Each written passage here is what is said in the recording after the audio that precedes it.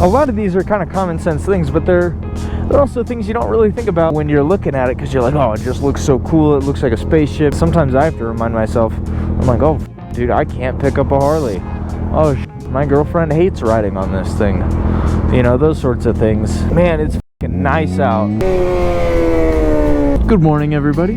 Afternoon, evening, middle of the night, whenever you're watching. On my way home, I figured I'd talk about something that it affects every bike. Every different type of bike has, you know, everybody's got their own cliques and niches and whatnot, and little things about them, whether it's Harleys or dirt bikes or sport bikes. And so today I wanted to go over a couple of things that I noticed that you kind of have to keep in mind when you buy a sport bike or you start riding a sport bike that you won't really have to deal with other bikes. First thing I can think of, to be honest, this one's kind of a funny one. People give you so much more shit for riding a fucking crotch rocket, sport bike, whatever the fuck they want to call it, than any other type of motorcycle. If you ride dirt bikes or Harleys or even a naked bike, you ride a fucking Z300, you'll get less shit than if you ride a Ninja 300, even though they're the same fucking bike. And I think it's just because people have that image in their head of like, oh my gosh, this is a insanely fast machine, which, I mean, to be fair, it absolutely is. But yeah, if you try to tell your family or your girlfriend or your parents or whatever, hey, I want to get a rocket like one of these, versus mom, I want to get a Harley, you have to be prepared for that conversation to go a certain direction. Dude, ever since I put these clip-ons, they started fucking wobbling way more than the other clip-ons. Even though that I don't really understand how that would affect the wobble, but maybe I just notice it more. Another thing that I wish someone would have told me when I was getting into these bikes in particular was you're very much spoiled with the speed. Because you go to ride any other type of bike and you just don't have it like you do with these inline fours. Even like the R7s, you're not gonna have that sort of top end grunt that you have on these things. And I think that can kind of ruin some people's riding experiences, because start out on something like this and then you go to some other bike and it's just nowhere near as exhilarating, I guess you could say, even though every bike can be exhilarating in its own way. Number 3, anytime you try to pick up a Harley or an Indian or a cruiser or whatever after getting used to riding something like this, you're gonna fucking freak out and think you're gonna drop the bike. I do that every single time I try to pick up a big, you know, a big hog. Like, I'm so used to a 450 pound bike that, you know, even a small cruiser is in your, what, 650 pounds for a street bob. So, you know, those things start to kind of be something that you think about when you pick up a different bike. You're like, oh fuck, dude, this is way heavier than what I am used to. And that just takes time, you know, just like getting used to this thing probably took time. Like, I remember when I first bought this bike, I was nowhere near as comfortable, you know, running through corners. I'm not going like super fast, but running through corners even remotely this quick, because I didn't trust my tires, I didn't trust my suspension, whatever.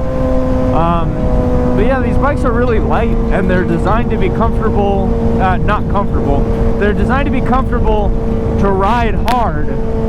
So then when you try to ride any other bike hard, you're kind of SOL in terms of what you know, right? So just keep that in mind.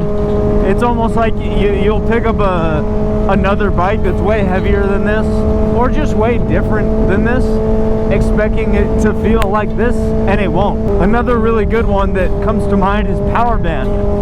With these guys, your power band is all right up here, whereas most other bikes, whether it's a parallel twin or a V-twin, or even like an inline 3, you don't have so much of that up here. And so when you ride it, you get used to comfortably hanging out up here, but then you go to ride, I don't know, any of those engine types that I just listed, and you're gonna be like, oh, first gear's over really quick, it's really short. It's like, yeah, just because yours is really long, you know? The guys buy these bikes thinking that they're gonna get chicks. Bro, chicks fucking hate riding on these bikes because they're uncomfortable to be a passenger on. They're like ridiculously uncomfortable. I was gonna see if I can make that. I'm not gonna try to. Oh, I totally could have. But yeah, dude, you feel my fucking back seat right here? It's stiff as a rock. But again, go to a naked bike, go to a cruiser, they're not that stiff. They're not as bad. A lot of these are kind of common sense things, but they're also things you don't really think about, you know, when you're looking at it, because you're like, oh, it just looks so cool, it looks like a spaceship, you know.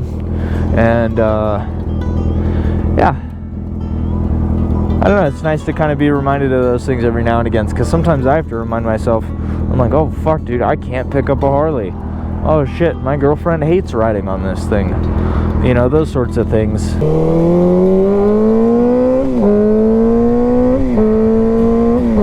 I'll make this the last one, and this one's kind of, I don't want this to come off mean-spirited, but a lot of the guys who ride these bikes, and this isn't true for everybody, but a lot of the guys who ride these bikes with you are sometimes not the most fun people to ride with, to put it that way. I don't know.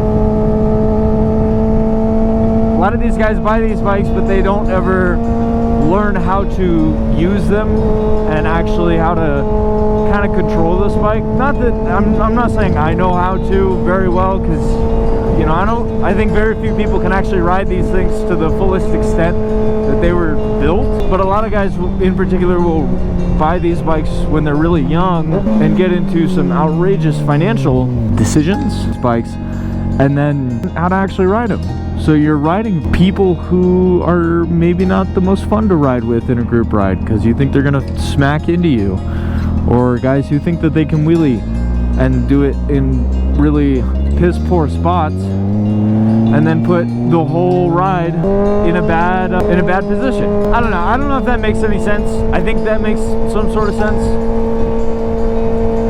But yeah, I've had just my fair share of gripes with the sport bike community, and you know, granted, every bike community has that, but because I ride a sport bike, I get to kind of understand that group a little bit better.